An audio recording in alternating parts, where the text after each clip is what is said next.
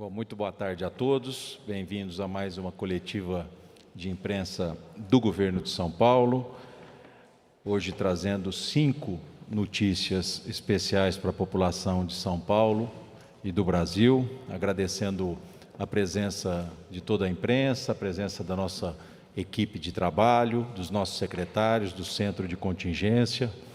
E antes de trazer essas notícias, em meu nome, em nome da equipe do Governo de São Paulo, nos solidarizarmos com o governador João Dória, que neste final de semana, mais uma vez, sofreu ataques de pessoas insensatas, insanas, na sua residência e também pelas redes sociais. Isso é repugnante, causa revolta à equipe de trabalho do governador, que é testemunha do esforço do governador João Dória para preservar vidas, para estar do lado certo no combate ao coronavírus.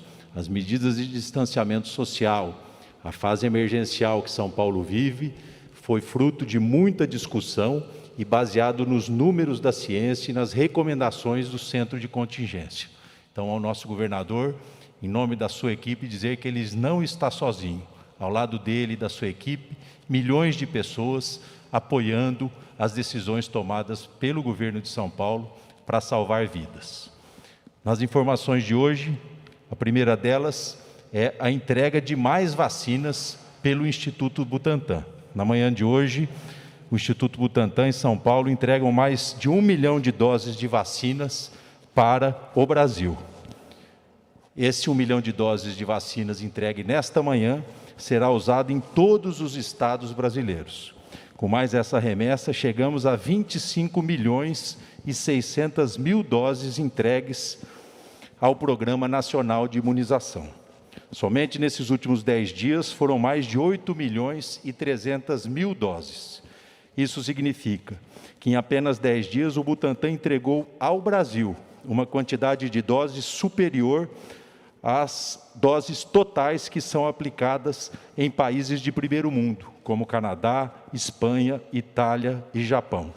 Mais uma vez, o nosso agradecimento ao Instituto Butantan por estar salvando a vacinação no Brasil. E depois mais detalhes serão dados pela doutora Rejane, que é presidente do nosso programa estadual de imunização. A segunda notícia de hoje é que o Hospital de Vila Penteado, na zona norte da capital, passa a atender exclusivamente pacientes de coronavírus. A partir de amanhã, portanto, dia 23 de março, o Hospital de Vila Penteado, na zona norte aqui da capital, passa a atender pacientes com coronavírus. São 196 leitos, 155 leitos de UTI e 141 leitos de enfermaria, dedicados a pacientes Covid. Todas as demais doenças que eram atendidas nesse hospital já estão sendo absorvidas por outros hospitais da rede estadual. Esses novos leitos fazem parte da expansão da rede de saúde anunciada no começo do mês pelo governo de São Paulo e que prevê mais de 1.100 leitos novos e 12 novos hospitais de campanha. Isso ajuda na logística da distribuição de oxigênio e também de insumos e já começa a funcionar a partir de amanhã. Mais detalhes serão dados também pelo nosso secretário Jean Gorenstein. A terceira notícia de hoje é que o governo de São Paulo mobiliza a iniciativa privada para aumentar a produção e distribuição de oxigênio no nosso estado de São Paulo. Em reunião realizada nesta segunda-feira, coordenada pelo governador João Dória, aqui no Palácio, fornecedores garantiram o abastecimento de oxigênio para os leitos de UTI do nosso estado de São Paulo. A Ambev se prontificou a criar, em um prazo de 10 dias, uma usina de oxigênio em Ribeirão Preto, e doar integralmente a produção, que será suficiente para 120 cilindros por dia. Também a Copagaz utilizará a sua frota, que distribui hoje botijão de gás para o transporte e a logística de cilindros de oxigênio. E esse esforço do governo de São Paulo é para atender a rede estadual de hospitais, mas também leva em conta a rede municipais de hospital público, a rede de entidades filantrópicas, as nossas santas casas, e também a rede privada. Sobre o tema, a nossa secretária Patrícia Ellen dará detalhes à imprensa aqui presentes. A quarta notícia de hoje: o governo federal continua descumprindo a decisão do STF de financiar leitos de UTI em São Paulo. No dia de hoje, apenas 20% dos leitos de UTI do nosso estado têm financiamento federal. Há 28 dias, o Ministério de Saúde descumpre uma decisão do STF, que é a de retomar o custeio de todos os leitos de UTI no nosso estado. O dinheiro enviado pelo governo federal, até o momento, é suficiente para cobrir apenas 20% dos 5.800 leitos de UTI SUS que estão, nesse momento, em atividade e ocupados por pacientes, por brasileiros de São Paulo. O Ministério da Saúde faz um grande alarde do repasse realizado até o momento, mas faltou informar que mais de 80% dos leitos seguem sem financiamento federal. Enquanto o governo federal se nega a cumprir a sua obrigação prevista no SUS, o Estado de São Paulo e os municípios continuam a custear esses leitos que estão atendendo milhares de pessoas. Queria reforçar esta informação. O governo federal tem deixado os estados e municípios brasileiros numa situação asfixiante. O governo federal é ausente, seja no oxigênio, seja no financiamento de UTIs, e isso ele faz de maneira deliberada. Ele abandona o SUS quando deixa de pagar um leito de UTI, ele abandona o SUS quando deixa de coordenar a entrega de oxigênio para todo o Brasil. É só observarmos o que aconteceu em Manaus e, portanto, é uma negação ao SUS o que nós estamos vivendo nesse momento sobre o financiamento federal de leitos aqui no estado de São Paulo. E a quinta notícia é que o nosso secretário Rocieli, da Educação, informa que o estado de São Paulo investe mais de 234 milhões de reais na compra de ônibus escolares. São 868 ônibus escolares que foram adquiridos pelo governo de São Paulo e que estarão à disposição dos municípios para o momento adequado da retomada das aulas. A Secretaria, portanto, investiu mais de 230 milhões de reais para a aquisição desses ônibus e eles estão sendo distribuídos em centenas de municípios paulistas para dar mais segurança no transporte escolar dos alunos, preparando o momento da retomada das aulas. E o nosso secretário Rocieli dará mais informações a esse respeito. Essas são as notícias iniciais da nossa coletiva de hoje, e eu passo agora a palavra à doutora Rejane, coordenadora do Programa Estadual de Imunização, para falar sobre a distribuição de doses do Butantan na manhã de hoje. Obrigada, vice-governador. Boa tarde a todos e todas. Então, hoje o Butantan, como já foi dito, entregou 1 milhão de doses de vacinas. E o que é muito importante que a gente coloque aqui, que com isso, com essa remessa, o Instituto Butantan já entregou 25 milhões e 600 mil doses ao Programa Nacional de Imunização. Eu queria ressaltar que essas entregas do Butantan, elas são fundamentais para o enfrentamento da pandemia e que hoje, no dia de hoje, nós precisamos de mais vacinas. O cronograma que foi dado pelo Ministério da Saúde não vem sendo cumprido na distribuição de outras vacinas.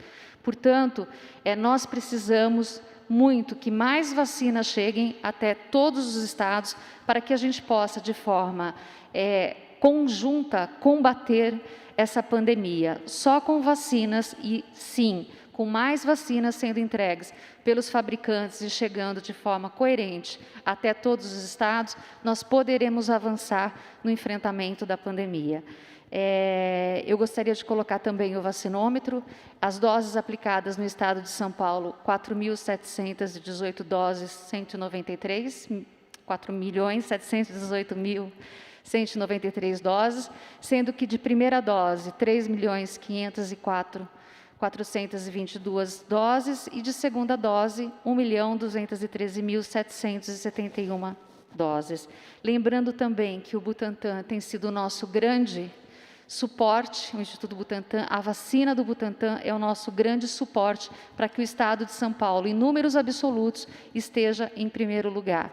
Isso significa muito, mas precisamos avançar. Por isso fica aqui essa solicitação, esse pedido ao Ministério da Saúde que, por favor, cumpra aquilo que ele disse que faria com entregas de novas vacinas. Nós aguardamos muito, não só o Estado de São Paulo, mas como todos os outros estados brasileiros.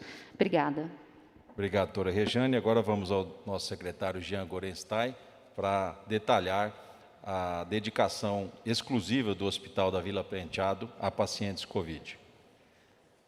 Boa tarde, vice-governador. Boa tarde a todos. Estamos na 12ª semana epidemiológica do ano de 2021, na segunda semana da fase mais restritiva do Plano São Paulo, que é a fase emergencial. Lembrando que em 4 semanas tivemos um aumento do número de internações de 110% em relação àquilo que nós vimos no dia 22 do mês de fevereiro. Hoje, atingimos 28.638 pessoas internadas, sendo 12.068 nas nossas unidades de terapia intensiva. As taxas de ocupação no estado de São Paulo já estão em 91,2% e na Grande São Paulo, 91,3%. O que eu gostaria muito de ressaltar, que ainda é de uma forma muito precoce, mas nós tivemos uma elevação muito discreta em relação às últimas 72 horas. Lembrando que nós estamos ainda numa segunda-feira, que dados podem ser aportados ao longo do dia e nas próximas 24 horas, mas isso já é um esboço que tanto a nossa fase vermelha quanto a nossa fase emergencial está surtindo efeito. Então, a colaboração da população está sendo fundamental, um papel imprescindível neste momento. Nós estamos hoje com 2.311.101 casos, infelizmente 67.602 pessoas, infelizmente, perderam as suas vidas. O que eu gostaria de ressaltar que nós temos um índice de isolamento nesse final de semana.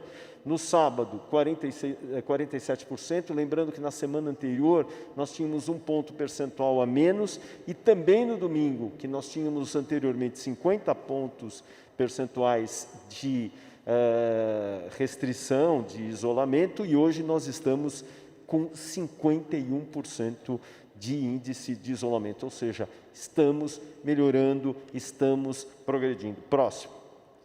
Nós temos ainda uma elevação, um comparativo entre a 10ª para a 11ª semana epidemiológica, uma elevação de 17,7% no número de casos, um incremento ainda de 18,8% no número de internações e 35,4% do número de óbitos. É importante nós lembrarmos que quando nós falamos de internação e de óbitos, nós estamos falando aquilo que era referente a 2, 3 semanas de pacientes que tiveram sintomas leves, agravaram seus sintomas, foram internados e evoluíram com uma gravidade maior da sua doença e morreram.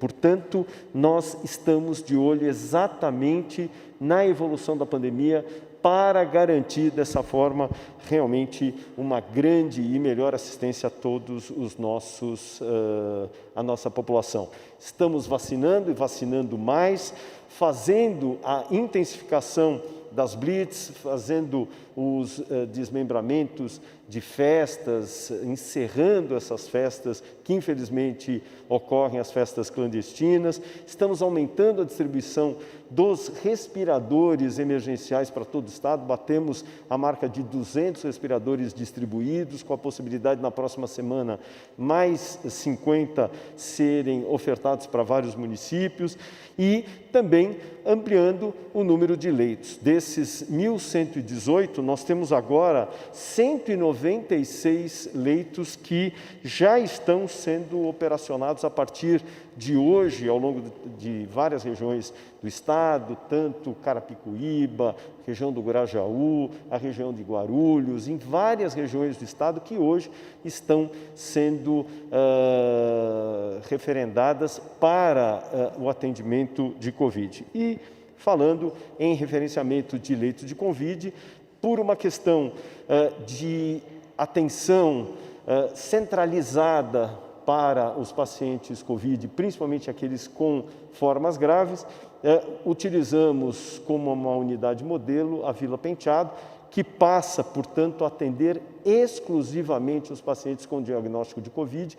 Todas as outras doenças serão, portanto, destinadas a outros hospitais da região da Zona Norte de São Paulo, permitindo dessa forma um aumento de 10 leitos nas unidades de terapia intensiva, passando de 45 para 55 leitos, e das enfermarias aumentando em 91 leitos de enfermaria, totalizando aqui também 196 leitos totalmente voltados para o atendimento Covid, garantindo assim que nós possamos salvar mais vidas. Muito obrigado. Obrigado, Jean. Agora, passar a palavra para a Patrícia Ellen, que vai contar em detalhes o esforço do governo de São Paulo para aumentar a produção de oxigênio no Estado.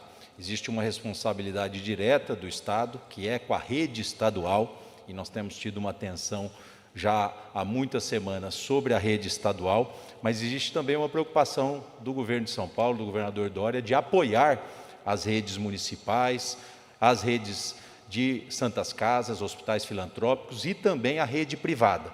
Não é a responsabilidade direta do Estado, mas essa reunião de hoje, que foi coordenada pelo governador João Dória, também teve este objetivo de fazer essa coordenação estadual, que infelizmente não é feita a nível de Brasil hoje. Por favor, Patrícia. Muito obrigada, Rodrigo.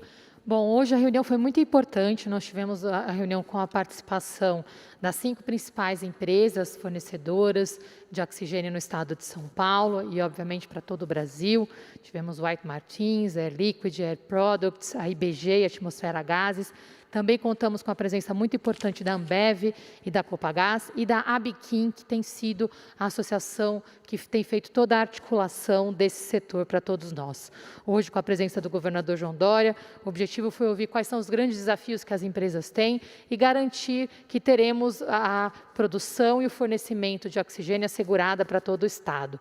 As empresas garantiram o fornecimento, tivemos a excelente notícia da Ambev, com essa fábrica, agora essa usina em Ribeirão Preto, que produzirá 120 cilindros por dia. A Ambev, para além disso, também está se comprometendo em doar não somente o oxigênio, mas toda a infraestrutura de logística para que esse serviço chegue na ponta onde mais precisa, nos hospitais e nas UPAs, para salvarmos vidas. Temos também a Copagaz, colocando à disposição seus serviços de logística para que possamos, através desse esforço de união, conseguir garantir esse fornecimento.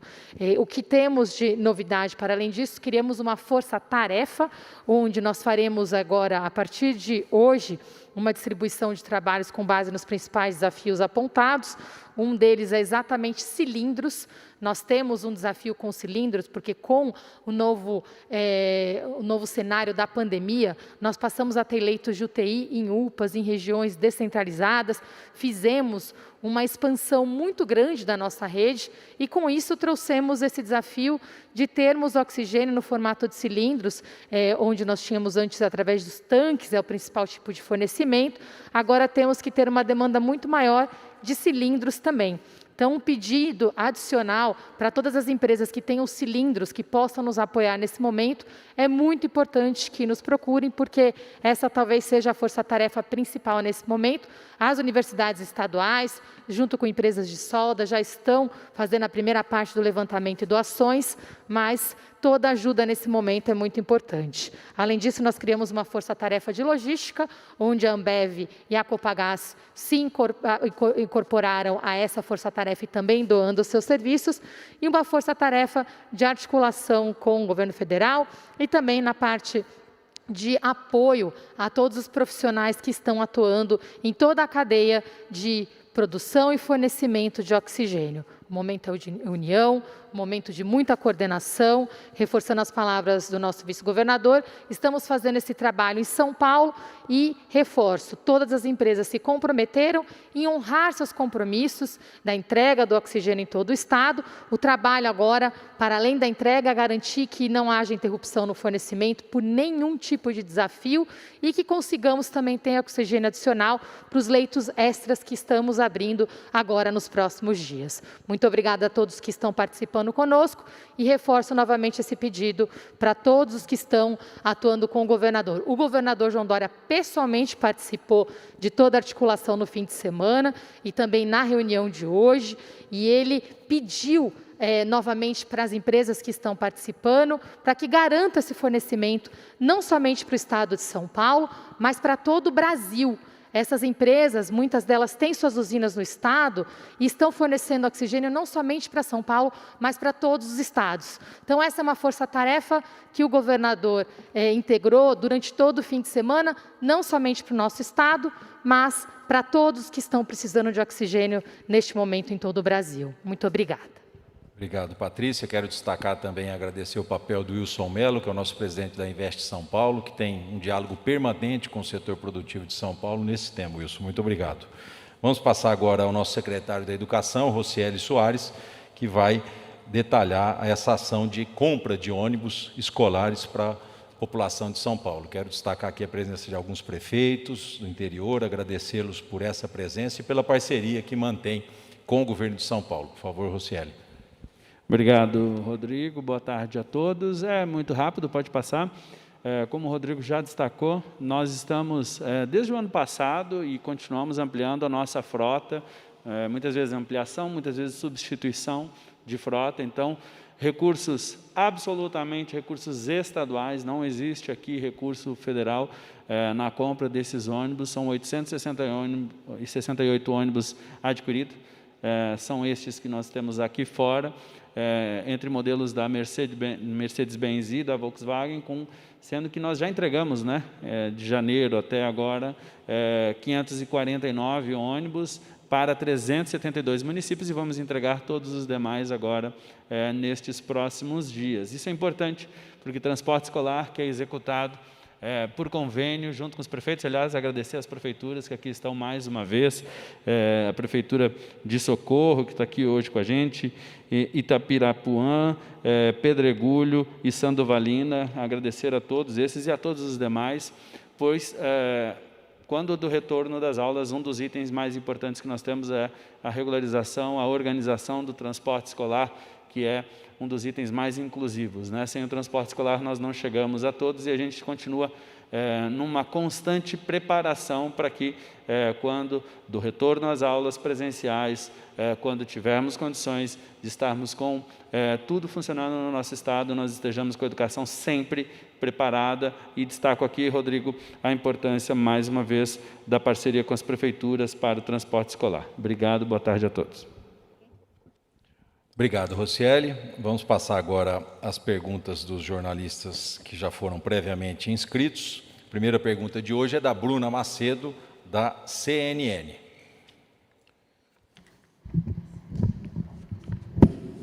Obrigada. Tudo bem? Boa tarde a todos. A minha pergunta é no que diz respeito aos oxigênios. Uma força-tarefa, então, montada para que a gente não tenha uma interrupção nesse momento. Eu queria saber se nestes 10 dias em que a usina ainda não deve estar pronta, a gente corre esse risco de não ter oxigênio para os pacientes internados aqui em São Paulo, por uma questão de logística, enfim. E também eu estendo a minha pergunta para os kits de intubação. No final de semana teve uma notícia bem importante, né? Em São Vicente, havia o risco dos pacientes de lá serem extubados, eu não sei se esse é o termo correto, mas de terem aí a intubação retirada por falta de medicamento. Eu queria saber como é que está o estoque do Estado de São Paulo em relação a esses kits, se a gente corre o risco de ficar sem. Obrigada. Bruno, eu vou passar para o doutor Jean e o Gabardo e a Patrícia também comentarem, mas é importante registrar que a responsabilidade direta do Estado é com a rede estadual. Na rede estadual nós temos o controle de estoque, nós temos o controle de uso desses insumos, de oxigênio e tantos outros. Quando você vai para as redes municipais, que é o caso da cidade que você citou, Quando você vai para as santas casas, que são os hospitais filantrópicos, quando você vai para os hospitais privados, naturalmente, cada um tem esse controle pormenorizado, como o Estado tem da sua rede. A reunião de hoje do governador foi justamente para ampliar a visão do Estado e o apoio do Estado para todas as redes aqui do Estado de São Paulo, mesmo que não de responsabilidade direta do governo de São Paulo. Então, esse foi o esforço. Ele começou já algumas semanas atrás para garantir o abastecimento de oxigênio na rede estadual e culminou hoje com essa reunião mais ampliada, para que também o governo de São Paulo possa apoiar essas outras redes que também salvam vidas em São Paulo. E o comentário do Dr. Jean, depois também do Dr. Gabardo sobre isso, finalizando com a Patrícia no detalhamento das entregas de oxigênio. Ao longo da semana anterior, nós já tivemos a Secretaria de Estado da Saúde em contato com as empresas produtoras de oxigênio e foi-nos garantido que o Estado de São Paulo, especialmente toda a rede estadual, os hospitais, as UTIs, estariam garantidos no fornecimento de oxigênio. Porém, nós identificamos alguma preocupação para alguns municípios. Nós alertamos os vários secretários da saúde desses municípios para que se antecipassem frente a esses contratos. Mas, de toda sorte, se achou muito mais importante, sob inclusive a liderança do governador João Dória, que nós tivéssemos uma outra estratégia para ajudar e apoiar esses municípios. Foi então acionado a Invest São Paulo, no nome de Wilson Mello, que fez os contatos e trouxe a iniciativa privada para estar nos ajudando, especialmente por uma questão de logística, de distribuição dos cilindros de oxigênio. Cidades pequenas, elas não têm aqueles grandes tanques para oxigênio, precisam de cilindros. E quanto mais distantes são essas cidades e a utilização do oxigênio acaba sendo muito maior número de vezes que os caminhões precisam até lá para levar. Então, dessa maneira, com o apoio da iniciativa privada, hoje teremos não só a condição de recolher esses cilindros, enchê-los em unidades estratégicas e retomar para essas cidades, fazendo com que, dessa maneira, nós estejamos protegendo a vida, permitindo que todas as pessoas sejam acolhidas de forma digna numa doença tão dramática. Com relação à questão relacionada aos kits de intubação, infelizmente, mais uma vez, nós observamos a falta de coordenação do Ministério da Saúde, a mesma falta de coordenação que houve em relação a vacinas e respiradores, uma vez que o país inteiro precisa desses kits e era natural, normal que, eventualmente, o consumo aumentado pudesse promover algum risco de desabastecimento. Dessa forma, o que nós fizemos novamente? Oficiamos o Ministério da Saúde nesse quesito para que nos ajude, mas optamos por fazer mudanças de protocolos usando outros medicamentos disponíveis que possam, sim, garantir que essas pessoas possam se manter intubadas, ou seja, com auxílio dos aparelhos, sem qualquer prejuízo na sua assistência. Nós estamos validando esses protocolos junto a órgãos de classe, especialmente a Associação Brasileira de Medicina Intensiva e também da Associação Brasileira de Anestesiologia, para que dessa forma possamos validar e proceder a essas trocas. De toda forma, estamos antecipando atas de compra e procederemos compras emergenciais, se assim for o caso. Obrigado, Jean. Eu quero ouvir um comentário do Dr. Gabardo, que foi secretário executivo do Ministério da Saúde, sobre a importância dessa coordenação nacional. Nós estamos numa guerra, nosso único inimigo é o vírus, e uma coordenação nacional é fundamental para a aquisição de insumos, para que você não tenha uma disputa entre entes da federação na aquisição de materiais para salvar brasileiros. Então, acho que o comentário do Gabardo, que teve essa experiência nacional, é importante. Boa tarde, governador. Boa tarde a todos. Eu acho que o secretário Jean deu todas as informações que nós temos em relação a esse risco, tanto da questão do oxigênio quanto do material necessário para a intubação dos pacientes. Eu só quero reforçar uma fala do vice-governador, que esses materiais, os insumos, os medicamentos utilizados para a sedação, eles são de aquisição, de responsabilidade de cada setor. Então, os hospitais privados fazem a compra desses materiais. A rede pública estadual é de responsabilidade do governo estadual. Os hospitais que são municipais são de responsabilidade das diversas prefeituras. Os hospitais filantrópicos também fazem a aquisição dos materiais que utilizam. O problema é que isso ocorre normalmente nas condições naturais, em que existe acesso à aquisição desses insumos. Hoje nós estamos numa situação anormal. O consumo se elevou de tal forma que os estoques reguladores e toda a capacidade para acessar a aquisição desses produtos ficou inviabilizada. Então, os hospitais, mesmo os hospitais privados, hoje têm dificuldade para conseguir fazer a aquisição desses materiais. Então, é necessário uma implementação de medidas protocolares para o uso mais racional desses materiais, desses insumos, o que é necessário, mas, fundamentalmente, é importante que o governo federal cumpra com a sua parte, porque agora o mercado nacional está desprotegido, está desabastecido. Então, o Ministério, através da Anvisa e mesmo com as prerrogativas que o Ministério tem, precisam facilitar as vias de importação, precisam facilitar os processos de validação e de registro de produtos para que se possa, de alguma maneira, substituir os atuais fornecedores. Então, essas medidas são implementadas e só podem ser implementadas pelo Ministério da Saúde e pela Anvisa, para tentar tirar o mercado nacional dessa situação de desabastecimento que nós vivemos hoje. Acho que era isso, governador. Obrigado, Gabardo. E o último comentário da Patrícia sobre a questão do esforço do oxigênio aqui em São Paulo. Muito obrigada, governador. Somente para esclarecer, o que nós temos aqui com relação ao trabalho que foi feito, o governador João Dória nos pediu para fazer uma mobilização para solucionar todos os gargalos, não somente para o sistema público, mas também para o sistema privado. Então, nós fizemos mapeamento com as empresas de todos os desafios. Inclusive, percebemos que, em alguns casos, a demanda do sistema estadual cresceu em torno de 40%, mas algumas das empresas estão com uma demanda quase 2 vezes maior. Porque há uma demanda de outros estados e há uma demanda também do sistema privado de saúde. Então, essa mobilização que o governador fez foi para garantir o fornecimento completo das empresas. E, por isso, 2 dos pedidos específicos que foram feitos, um foi exatamente para fazer um mapa da distribuição da logística, para entendermos a possibilidade de concentração em alguns pontos de distribuição, e a segunda foi exatamente dos cilindros, que impactam não somente a rede estadual, mas toda a rede de saúde do Estado de São Paulo e do Brasil. Esse foi o pedido do governador, garantir que essas empresas não tenham desafios para que o seu oxigênio chegue para as pessoas que precisam. Obrigado, Patrícia. Vamos à segunda pergunta, que é da Mayra de Jaimo, da Rede e TV Bandeirantes. Por favor, Mayra, sua pergunta. Bom, boa tarde a todos. Só para esclarecer a pergunta da minha colega, então, já faltam kits de intubação? Só para esclarecer.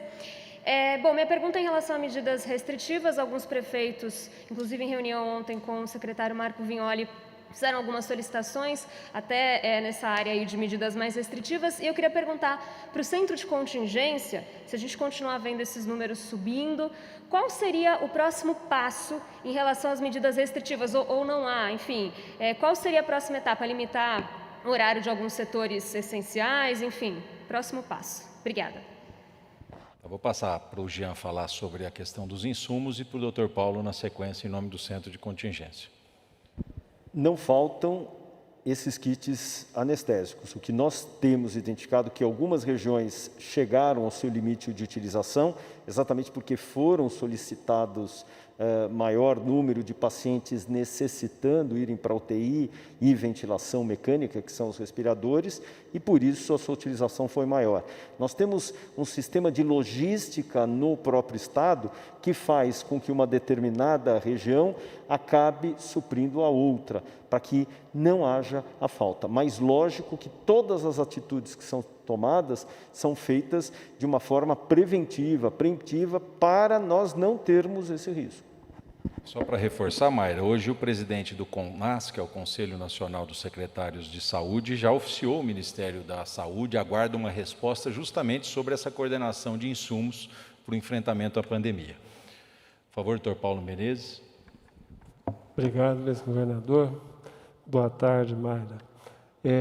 Nós já colocamos na sexta-feira, inclusive, o Centro de Contingência entende que as medidas restritivas que nós temos hoje para o Estado de São Paulo como um todo são o que caracterizam o que tem se chamado de lockdown no mundo e em outros lugares. Eu vou dar um exemplo aqui que eu acho importante. Nesse fim de semana, 2 colegas da Universidade Federal do Rio de Janeiro escreveram um texto muito bom no Globo, falando que o país deveria ter um sistema nacional de lockdown. E as medidas colocadas, elas incluem controle de barreiras sanitárias nacionais e internacionais. Esse ponto, ele com certeza precisa da coordenação nacional para poder ser implementado. Proibição de shows, congressos, atividades religiosas e esportivas. Isso já está implementado aqui no Estado de São Paulo. Suspensão de aulas presenciais, já temos essa medida. Toque de recolher das 20 horas às 6 horas da manhã e nos finais de semana, já temos essa medida. Fechamento de todas as atividades não essenciais, também. Fechamento de bares, restaurantes, academias de ginástica, trabalho remoto sempre que possível, tanto no setor público como privado, e redução das pessoas circulando no transporte metropolitano. Todas essas medidas nós já implementamos aqui, o Centro de Contingência recomendou, o governo acatou e implementou essas medidas. Nós completamos agora uma semana de fase emergencial. Nós esperamos que daqui para frente que a gente comece a ver o impacto do ponto de vista de transmissão viral e da redução da velocidade de casos, internações e óbitos, nós devemos observar daqui para frente. O que também nós achamos que é preciso nos próximos dias? Que as pessoas sigam as recomendações, não circulem, que Estado e prefeituras continuem implementando fiscalização e deixando claro para as pessoas que não é hora de circular, muito menos de ir, por exemplo, para cidades litorâneas, para lazer. É hora de nós continuarmos contribuindo, como nós vimos com os números de isolamento social, que tem crescido, felizmente, dia a dia. Muito obrigado, governador. Obrigado, doutor Paulo. Acho que fica claro que as medidas que nós já aplicamos em São Paulo se equivalem a um lockdown. Medidas adicionais de coordenação nacional, como fechamento de fronteiras, aeroportos, apenas o governo federal pode fazê-lo, né? Mas é importante nós já informarmos a população de São Paulo que essas medidas se equivalem a um lockdown. Então é natural que a gente conta com o apoio da população. O governador Dória falou várias vezes aqui que a melhor quarentena é a quarentena comportamental. As pessoas precisam se cuidar, não é apenas seguir as regras de um decreto, né? E é através desse esforço que a gente vai alcançar o objetivo de isolamento social que São Paulo tem. Vamos aqui à terceira pergunta, que é da Maria Manso, da TV Cultura.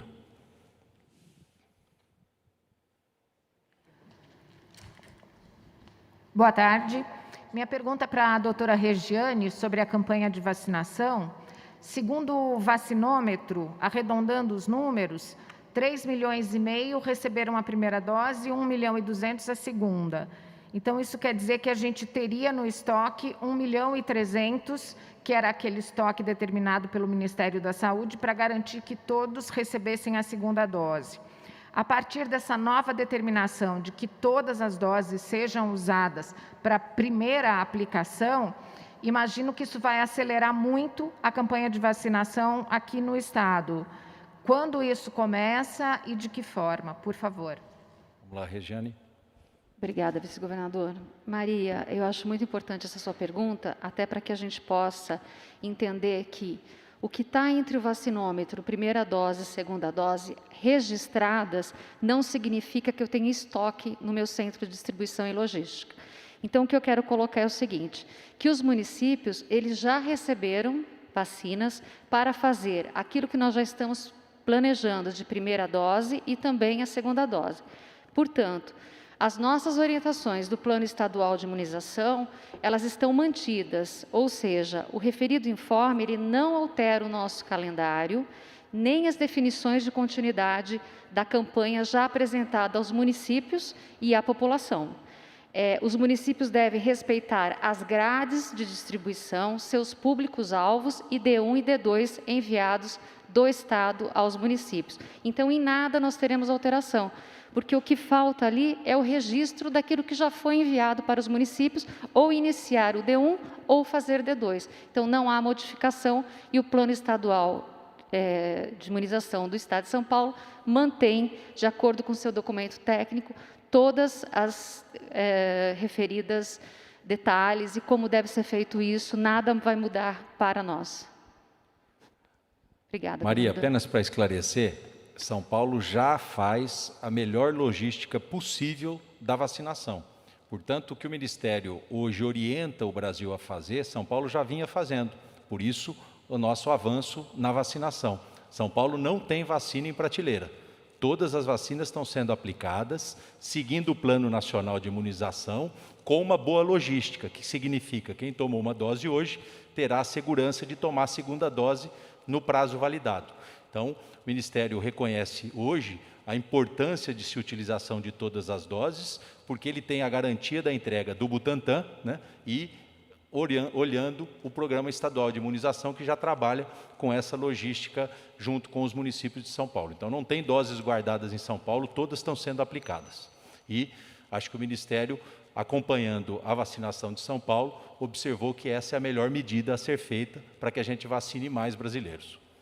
Só posso Pois não. só para exatamente nessa linha do que o vice-governador está conversando. A diferença está nas vacinas que eu distribuí, ou o Programa Estadual de Imunização distribuiu na última semana, para a gente começar a vacinar os públicos que foram iniciados no sábado. Por isso, nós não temos realmente, como o vice-governador falou, estoques de vacina. Essa logística já vem sendo feita pelo Estado de São Paulo e pelo Programa Estadual de Imunização. Obrigada. Maria, só lembrar as coletivas anteriores, a palavra do Dr. Dimas, do Centro de Contingência, do Paulo Menezes, do Medina, do Gabardo, insistindo que nós tínhamos que fazer a nível Brasil, que nós estamos fazendo aqui já em São Paulo, com toda a responsabilidade e o que preconiza o PNE. Vamos à próxima pergunta, que é da Daniela, da TV Globo, Globo News.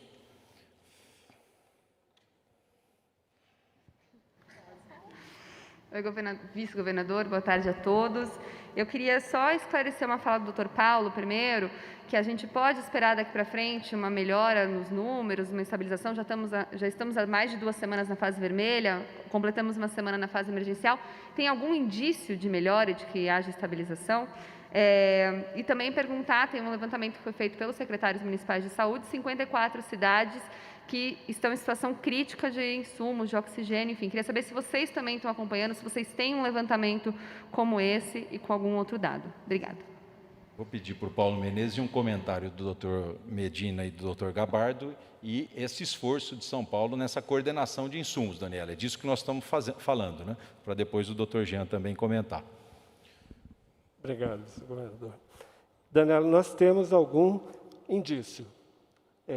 Por exemplo, o aumento de pacientes internados em leitos de UTI nos últimos 3 dias foi de um aumento de 2,9% no dia 19 para 2,1% no dia 20 e 0,7% ontem. Então, é possível que a gente comece a observar. Lógico que é muito cedo para a gente ter mais segurança de que, de fato, é isso que está acontecendo, mas está dentro do esperado, conforme nós anunciamos até lá no início da fase vermelha. Todos vocês sabem que a gente tem aproximadamente um ciclo de 2 semanas entre a interrupção de transmissão ou a redução de transmissão e a redução de casos e, especialmente, de internações. Queria um comentário do Dr. Medina. Muito obrigado, vice-governador. Esse resultado ainda é um resultado muito pequeno, é fruto das restrições às atividades que levaram à restrição da circulação de pessoas. Nós temos que voltar um pouquinho no começo. Nós estamos colocando restrições à circulação de pessoas, mas nós precisamos nos concentrar na restrição da circulação do vírus, que é uma coisa mais simples, que é o uso permanente de máscaras faciais. O vírus não entra por outro lugar, não entra pela pele, ele só entra pela via aérea superior. E a forma de nós produzirmos um lockdown da nossa via aérea superior é o uso permanente da máscara. Então, o governo, quando existe, nem todas as pessoas estão cumprindo exatamente aquilo que precisa dessas medidas sanitárias de restrição da circulação do vírus, ele precisa colocar restrições à circulação de pessoas, dentro daquilo que é possível, restringindo algumas atividades. Mas eu insisto bastante, assim, eu sempre insisto bastante, que o principal meio de contenção da circulação do vírus é o uso da máscara facial em qualquer ambiente. Então, eu sempre falo que eu uso a máscara sempre no hospital, uso a máscara na minha casa, uso a máscara aqui onde eu estou agora, porque eu quero proteger as pessoas que eu tenho contato e também quero evitar de eu ser contagiado. Nesse 1 ano e meio que eu estou trabalhando, mais de um ano que eu estou trabalhando na saúde, atendendo bastante paciente, eu até agora, como eu uso a máscara de maneira persistente, eu não precisei fazer teste nenhuma vez. Então, eu preciso chamar a atenção. Nós temos medidas que restringem atividades para restringir a circulação de pessoas. Nós temos uma medida mais fácil, que é restringir a circulação do vírus, que é o uso permanente de máscara facial. Isso é difícil levar essa informação para a comunidade, dentro da característica de cada comunidade. Então, seria importante convocar todos os dirigentes de shoppings, de supermercado, de hotéis, todas as pessoas que têm alguma liderança, as rádios comunitárias, para que cada um fale a linguagem daquela comunidade para transmitir essa informação. Você pode acabar com as restrições de atividades se você usar a máscara para acabar com a circulação do vírus. Queria um comentário objetivo do Dr. Gabardo sobre a desaceleração que nós percebemos aí nesse final de semana em internações, Daniela. Acho que o foco da tua pergunta é agradecer o Medina. O lockdown do vírus se chama uso de máscara.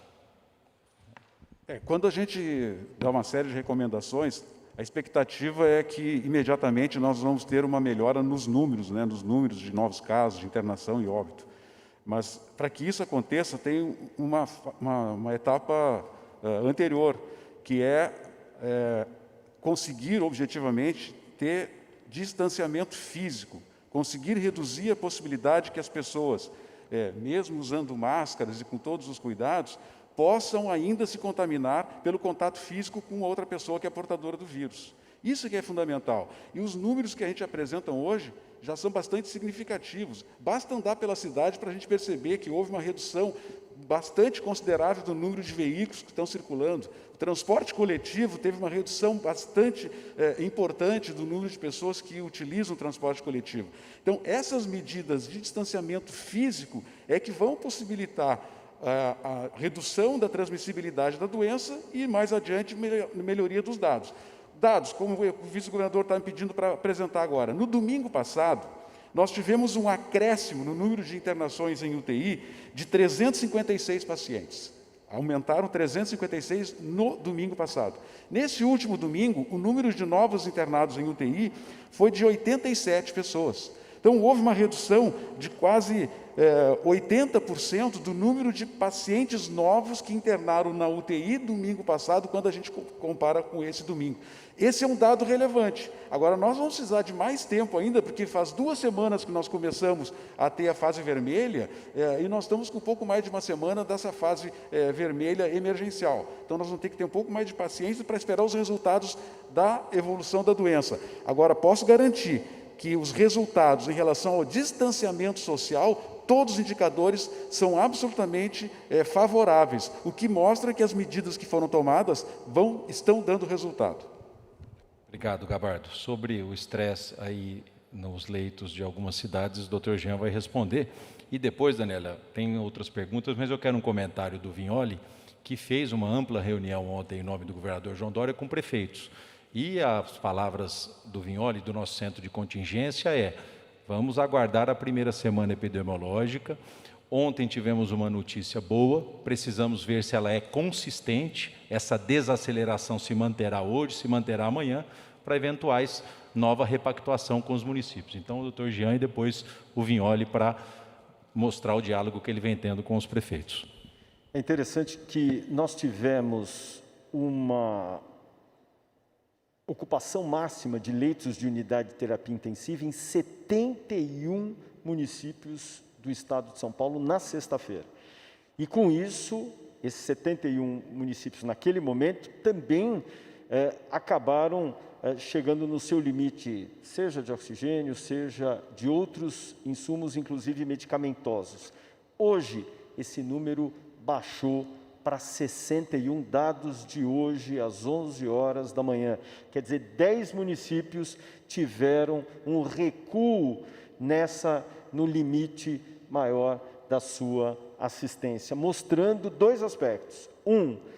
A questão relacionada ao distanciamento, às medidas restritivas que foram tomadas nos vários municípios, que diminuíram a sobrecarga no sistema de saúde, assim como todo o fomento desses insumos, seja de cilindro de oxigênio, seja de medicações, especialmente anestésicos relacionados ao kit de intubação, fazendo com que, dessa forma, nós tenhamos, sim, um impacto nos municípios de internação reduzida em relação a essa taxa de mobilidade e de isolamento, claro, menor.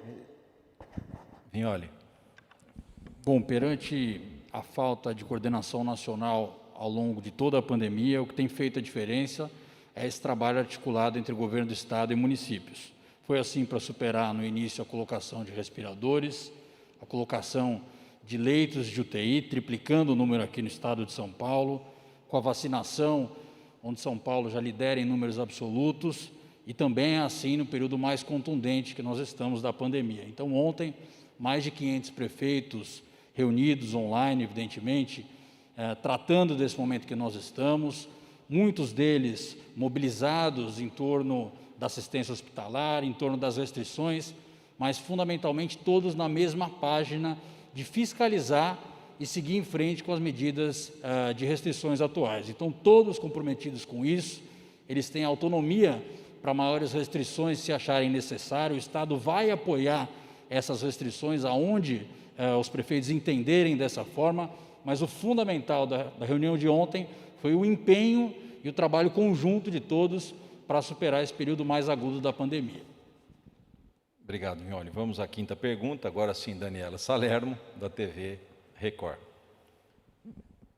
Boa tarde a todos. Nesse fim de semana eu conversei com um epidemiologista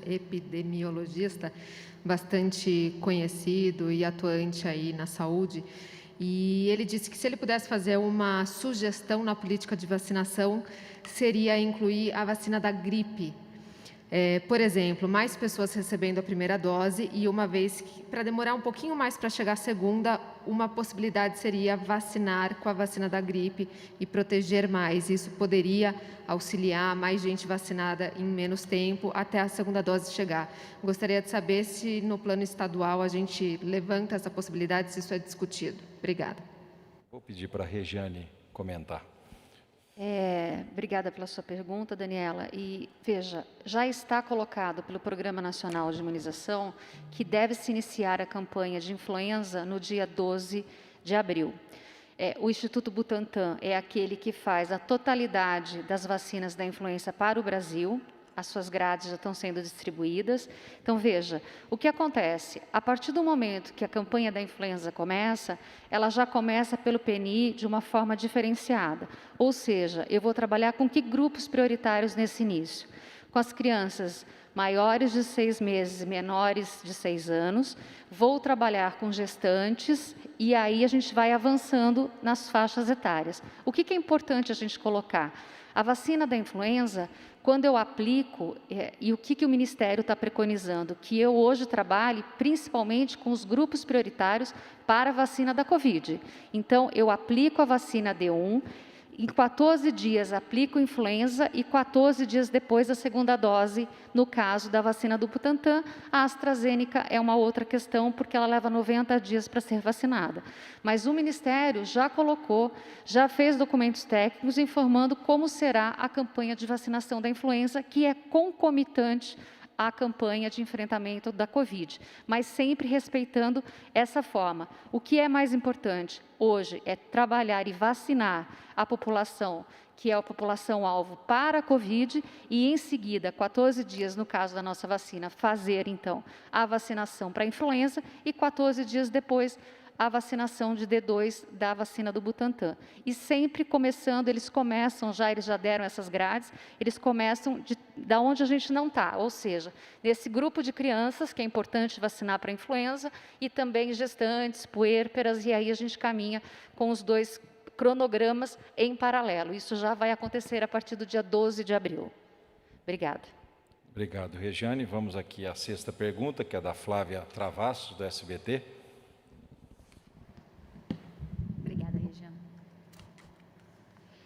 Boa tarde a todos. Nesse final de semana, 10 pacientes precisaram ser transferidos de uma unidade de pronto atendimento para hospitais da região, na zona leste da cidade, por conta do estoque de oxigênio ter chegado no limite. Eu conversei com alguns especialistas, inclusive com a empresa que fornece o oxigênio. O que ela me explicou é que não adianta ter só o gás disponível, mas que essas UPAs elas precisariam ser adaptadas para oferecer isso para o paciente. E, segundo eles, não há essa adaptação. Secretário, eu queria saber se existe aí uma expectativa dessas unidades de pronto atendimento estarem mais preparadas para oferecer oxigênio, já que ele vai estar mais disponível agora. Obrigada. Boa pergunta, Flávio. Eu reforço aqui que a conversão do hospital Vila Penteado para só Covid vai ao encontro dessa tua demanda. Você ter locais específicos com rede de oxigênio fixa, onde a calibragem e o manuseio são mais adequados, do que você ter novas aberturas de leitos em locais que não têm essa previsão. Agora, quero destacar, Flávia, que nós estamos no meio de uma guerra, né? E tudo é possível e necessário para que a gente salve vidas, né? E justamente a discussão com as empresas de oxigênio hoje foi uma das demandas que elas colocaram, que elas gostariam de fazer entregas concentradas. E toda essa reconversão da rede está sendo feita, lembrando, o Estado já vem fazendo isso, e a Prefeitura de São Paulo, tanto quanto possível, também faz. Mas entre não ter um leito num hospital e ter um leito adaptado numa UPA, importante ter esse leito na UPA para salvar vidas, né?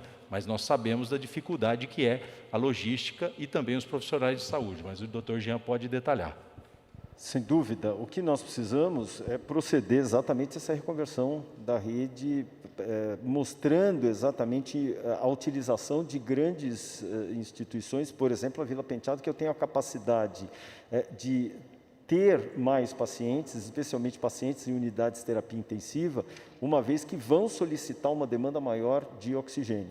Nós já fizemos no Estado algumas modificações, um exemplo muito recente que aconteceu agora, no final de semana, foi no Arnaldo Pessutti, que é um hospital lá na região de Mogi das Cruzes, em que conseguimos, através exatamente dessa modificação de troca deste tanque, dando uma capacidade maior de fomento, o que permite agora 90 leitos hospitalares naquela unidade. Então, nós estamos identificando quais são esses locais que podem, então, ser acolhidos, para que dessa forma possamos garantir uma segurança no fornecimento de oxigênio e atendimento ao maior número de pacientes possíveis. Vou pedir, Flávia, para o Wilson Mello fazer um comentário sobre os desafios da logística no momento de guerra que nós estamos fazendo. Ele está sentindo isso do setor produtivo. Então, por favor, Wilson.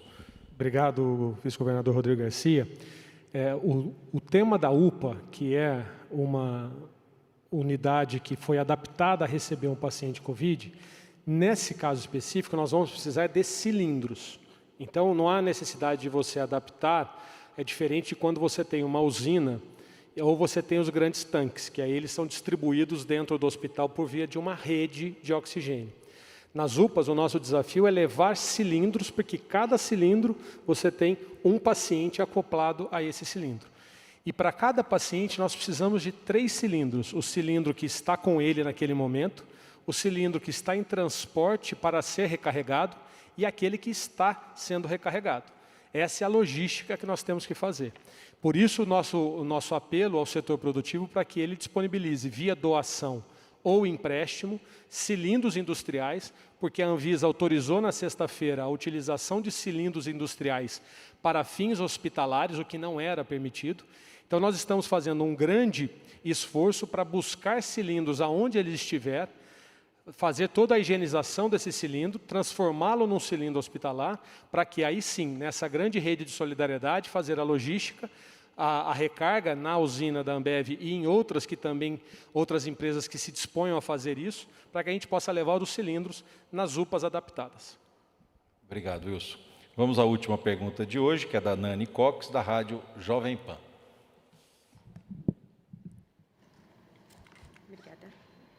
Boa tarde a todos. Eu só queria primeiro um esclarecimento. Então, já está usando esses medicamentos alternativos para intubação ou ainda não? Queria só entender isso. E o Dr. Paulo disse que tem essa expectativa, então, de ter uma redução a partir de agora, apesar de ter sido tímida nesses últimos dias. Eu queria saber até a avaliação do próprio centro, se tem uma possibilidade aí, um risco de, com esse feriado de São Paulo, regredir nesse aumento, mesmo que pequeno. E já que eu sou a última, vou pedir só para fazer uma última pergunta, um comentário pode ser do Dr. Medina, que eu sei que o senhor cuida dessa parte de esportes. A Federação Paulista, então, adiou as partidas até o dia 30 de março. Seria a primeira partida no dia 31. Queria, então, a avaliação do senhor a respeito dessa medida. Obrigada. Na sequência, Jean, Paulo e Medina. Estamos mantendo os mesmos protocolos medicamentosos. Nós apenas aguardamos a validação, a autorização por essas entidades de classe para que essas modificações possam ser instituídas. Portanto, ainda sem modificação alguma. Obrigado. De fato, nós precisamos estar muito, não só estamos alertas, como estamos pensando em possíveis recomendações adicionais para os próximos dias. Eu vou dar um exemplo. A gente vai ter um feriado prolongado aqui na capital e muita gente entende isso como um convite ao lazer, de alguma forma. Nós temos aqui na Grande São Paulo, por exemplo, várias represas que podem funcionar como local de lazer, especialmente com embarcações. Então, nós precisamos pensar se talvez seja adequado evitar esse tipo de aglomeração nessa situação. Além disso, acho que cabe sempre reforçar aqui que também com o feriado há uma motivação até cultural de que as pessoas se encontrem. Churrasco, encontros de família. E, mais uma vez aqui, a recomendação total de que não haja esse tipo de encontro, porque nessas situações a transmissão do vírus e depois a infecção de vários membros de uma família que mora no mesmo domicílio. Obrigado. Obrigado, Paulo. Dr. Medina, sobre a questão da Federação Paulista. Então, a suspensão das partidas de futebol cumpre uma recomendação da Procuradoria-Geral de Justiça do Estado, que tem um gabinete de crise que fez essa recomendação. Então, essa recomendação ainda está valendo e eles recomendam que isso seja cumprido durante a fase vermelha do Plano São Paulo, porque eles enxergaram riscos em relação à manutenção dessa atividade. Eu conversei com a Confederação Paulista de Futebol, conversei com a Confederação Brasileira de Futebol, e eu conversei com eles que eles explicam bem, justificam que o risco é pequeno, mas eles podiam dar uma contribuição essencial para nós. Tanto o futebol é aquela imagem que está na residência, no domicílio de todas as famílias, independente da classe social. E eles podiam compensar o risco que tem de manutenção das atividades esportivas, da manutenção das partidas de futebol, trazendo algum benefício para a campanha contra o Covid. Então, eles poderiam, por exemplo, aos 25 minutos do primeiro tempo e aos 25 minutos do segundo tempo, interromper por 30 segundos a partida de futebol, ou por 1 minuto, e passar uma mensagem que seja entendida por toda a comunidade, sobre os cuidados sanitários ou a vacinação, os cuidados que precisam tomar para que nós possamos controlar essa pandemia antecipar o controle dessa pandemia. Então, nós fizemos essa recomendação para eles, já tivemos feito isso em novembro, repetimos agora, e com isso eles podem balancear o risco e trazer um benefício importante, que aí sim vai ser entendido pela sociedade como uma forma de manter o futebol, trazendo esse benefício, contribuindo para esses cuidados dentro da comunidade. Obrigado, Medina. Acho que o importante é a mensagem a ser passada com uma volta de campeonato, né? E não se trata individualmente de uma contaminação numa loja, num restaurante, numa indústria, numa construção civil. Se trata do conjunto, do todo. E é isso que o nosso centro de contingência está acompanhando dioturnamente aqui, para que a gente possa conciliar a expectativa das pessoas de menos restrição com a circulação do vírus, né? E São Paulo tem sido exemplo para o Brasil nesse sentido. Então, eu agradeço a presença de todos, agradeço aos exemplos permanentes que nós estamos tendo de solidariedade entre as pessoas. Cada vez a compreensão é maior sobre a importância do isolamento social, o negacionismo vai ficando de lado e a verdade vai prevalecendo em São Paulo e no Brasil. Então, agradeço a presença de todos, convido o nosso secretário Rocieli, os nossos prefeitos que se dirigiram aí de longe, das mais variadas regiões do estado, para que a gente possa bater uma fotografia e vocês levarem os ônibus escolares e deixarem eles preparados para a volta às aulas assim que possível. Então, muito obrigado, até a próxima quarta-feira.